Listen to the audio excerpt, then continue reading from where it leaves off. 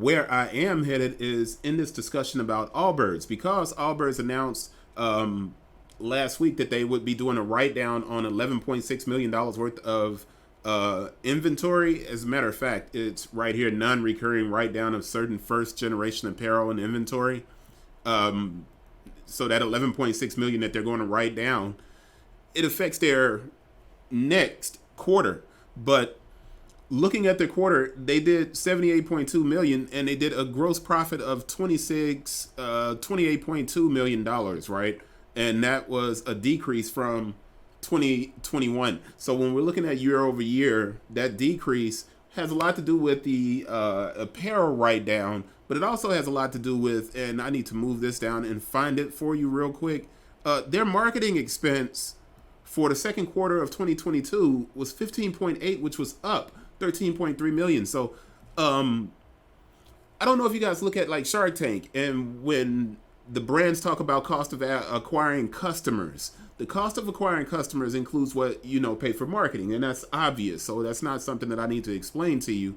But the idea that their marketing is going up means that they're fighting hard to get the customer that they've never reached before, and they're also fighting to get the customer that already knows their product. So what am I doing here? This is kind of like a class lecture where right in the middle of class, I get an idea and I'm like, yo, I need to do a video on this. So I did LinkedIn. I was on LinkedIn and I left a message talking about, and I have to open this up so you guys can see it, where I talked about the fact that a lot of people overlook Allbirds' problem with other brands selling wool shoes. So I haven't even opened up Allbirds' website, but I'm going to do so now and go to it, because what I want you guys to see is something that's really interesting, and that is how important it is to distinguish your shoes from other brands. Nike, by default, whenever we think about Nike, you have all of these different styles that look nothing like anything else on the market. With Allbirds, here's a brand that has introduced a shoe, and what they're running up against, and when on LinkedIn, when I talked about it, I said that on Amazon and the La Mouton brand is selling a ton of these wool shoes that look very similar. But what I needed to do was go through and find out if third-party sellers on Amazon, brand registries on Amazon, third-party sellers on eBay were affecting Allbirds' ability to reach their typical consumer or reach a new consumer for Allbirds. So we're going through a lot here. This is off the cuff. I did not write out any kind of script to discuss with you. I didn't write an article. I'm simply doing this video because I want to show you a few things, highlight those things, and then kind of think about what Allbirds has to do. I'm not going to say to correct, because they're not paying me. I'm just doing this because I find it super interesting to look at Allbirds. Obviously, there's personal history there because I launched my running shoe company on the same day that they launched their running shoe company on Kickstarter. And I'm pretty sure nobody knows that, but I didn't have a great looking soccer player behind mine. I just had me. And I don't have a lot of money. Anyway, that has nothing to do with what we're talking about. Let me get focused and get back on point. I'm going over here because eBay, I want to show you guys a year of sales under the keyword Allbirds on eBay. And here is the number for a year. All right. And 684,000 isn't a small amount of shoes. That's 16,337 shoes sold over the course of a year on a third-party retail outlet. So Allbirds, that when you consider that they're 28.2 in a quarter, 684,000 is not a lot, but that's considerable, man. You really have to consider that eBay is selling 16,000 pair of Allbirds a year. So there are people on eBay who are getting these shoes cheap enough to resell them at an average price of $41.90. $41.90. So when we go to Allbirds' website and we think about how much it costs to pay for a pair, Allbirds new, right? And we're just going through this. So I wish I was talking to somebody and we could ask these questions in. Their shoes are 100, 105, these basic kind of shoes. And here on eBay, you have a person that sold the Addy Zero 586 times at an average price of $55.35. Oh my gosh. I do this research and then I remind myself that I haven't really looked through it as much as I should have before I started talking on this video. But this is stupid. But that's the Allbirds and Addy Zero collab. I'm not cursing. This is super, super problematic. As a matter of fact, going through the entire list, you see all of these different shoes. Wool Runners, $48.97. Someone sold 161 pair. Where are they getting these shoes? There's a problem for Allbirds in third party. So we know that. Amazon works with a Korean company. And that Korean company is called La Mouton. Now, I'm going to give you website traffic to see how these brands that are creating basically look-alike product. So this is Allbirds site, and this is La Mouton. And La Mouton is creating look-alike product, and they are distributing that product on Amazon. That affects, and this company was launched in 2020 in Korea. So here's this Korean brand that's selling on Amazon primarily, and they are undercutting Allbirds in a market with shoes that look exactly the same as their product. Very problematic, which is what I was talking about on LinkedIn. Now, I'm skipping over here and I'm going to Glirps, which is not a knockoff company. It's another company that sells wool shoes. So the market that Allbirds has kind of formed and shaped, they own it. I'm not saying that these companies are damaging Allbirds, but what I'm saying is if there are enough competitors in the marketplace who are doing very similar products, it is going to hurt your brand. And that can be seen in the report where these guys have to increase their marketing spend. So if you have to increase your marketing spend, 19.6% more? That's a considerable number because it tells me that somewhere inside of your marketing and in whatever you're doing as a team, something's not working to pull in that customer anymore. Now, they did also open up more stores, which means that their gross drops because they're opening these stores, and that's going to help them in the future. But La Mouton sells on Amazon. I'm moving over here to Glirps. They have product on Amazon, but I'm not sure if it's a brand registry. La Mouton has a brand registry. So we have Glirps. And Glirps, when you look at their website traffic, it's nowhere near. Allbirds is by far and away the biggest. They get more traffic than any of these brands that I'm talking about who are making these wool shoes. So there, Allbirds has the advantage over Glirps. La Mouton. Babouk, right? So Babouk makes a similar shoe, a wool shoe as well. And what I need to get to, and here's their urban wooler that looks very similar to Allbirds. And then we go to Jaswain, right? So Jaswain also makes a wool runner. So you have four different companies that Allbirds is in direct competition with.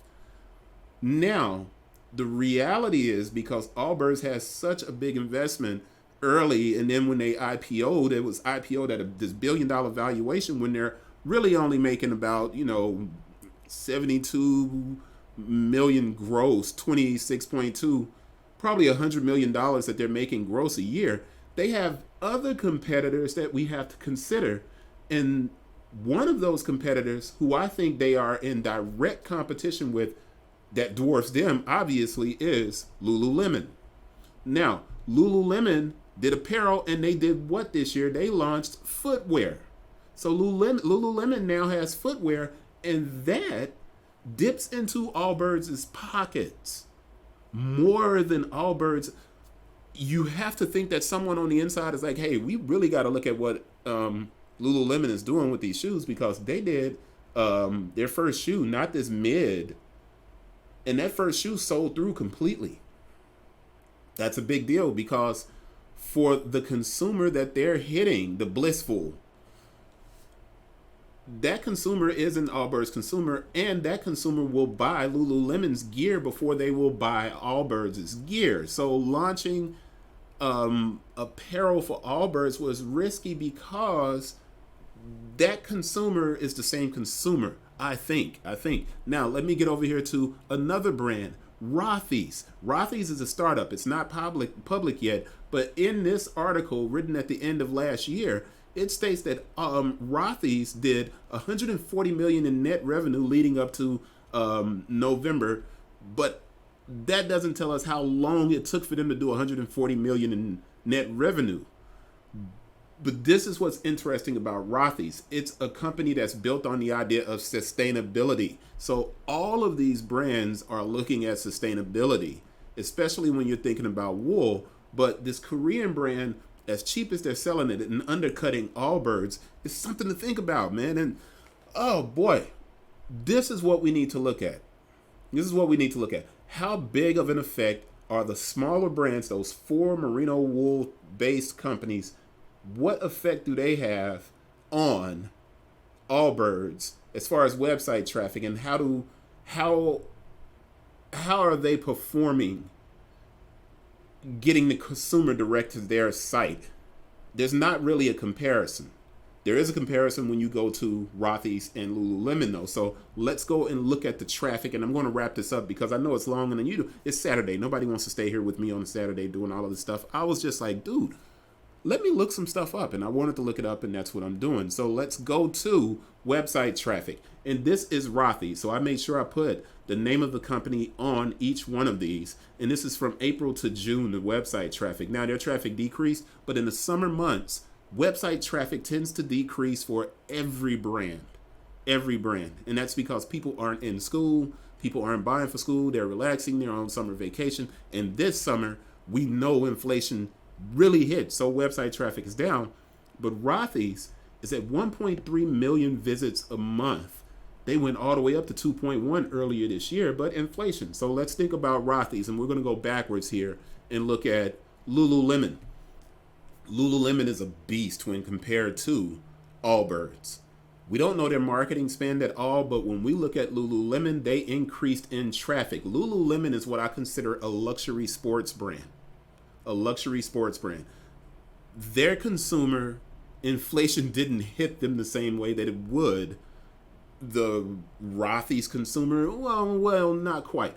The Lululemon consumer is not as affected by inflation as any of these other people. The other brands, these other merino wool brands, let's look at their website traffic, and then we'll kind of wrap this up. So this is Lululemon's traffic increased over the last 3 months up to June to 12.3 million, right? Louboutin, their website is basically dead. My website gets more traffic than that. But remember, Louboutin sells on Amazon, and they have a gigantic market on Amazon because you have every listing has over 300 feedback. I was on Amazon for over 6 years, sold over 20,000 pair of shoes, and only had 600 feedback.